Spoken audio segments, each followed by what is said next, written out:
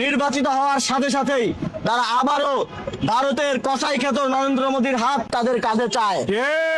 আমরা বাংলাদেশের জনগণ শেখ হাসিনার ফ্যাসিবাদী সরকারের সময়ও 2021 সালে মোদী বিরোধী আন্দোলনে আমাদের ভাইয়েরা জীবন দিতে চিন্তা করে নাই। মোদী যখন বাংলাদেশে আসতে চেয়েছিল, শেখ হাসিনা যখন মোদীকে এই দেশে নিয়ে এসেছে, একদিকে মোদীকে নিয়ে তারা ফুল দিয়ে বরণ করেছে, আরেকদিকে বাংলাদেশের জনগণ, বাংলাদেশের তরুণরা রক্ত দিয়ে রাজপথকে বরণ করেছে। সুতরাং আপনারা আবারও যেই কসাইরা এই দেশে আধিপত্যবাদ কায়েম করেছে, যেই কসাইদের লেসপেন্সাররা এই দেশে ফাঁসিবাদ কায়েম করেছে, তাদের হাত কাঁধে নিয়ে আবারও বাংলাদেশে জুলুমতন্ত্র কায়েমের স্বপ্ন দেখবেন না। আমরা জাতীয় নাগরিক পার্টির পক্ষ থেকে বলছি, আধিপত্যবাদের বিরুদ্ধে, সার্বভৌমত্বের পক্ষে আমরা এই নির্বাচনে আপনাদের থেকে ম্যান্ডেট চেয়েছি, আপনারা ম্যান্ডেট দিয়েছেন।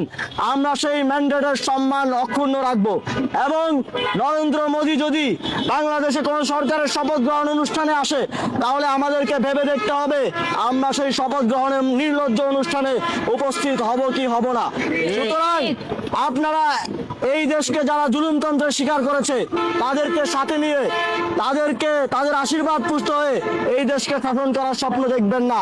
এই দেশের জনগণকে সাথে নিয়ে এই দেশের জনকল্যাণের জন্য আপনারা কাজ করবেন, এই আশাবাদ ব্যক্ত করছি।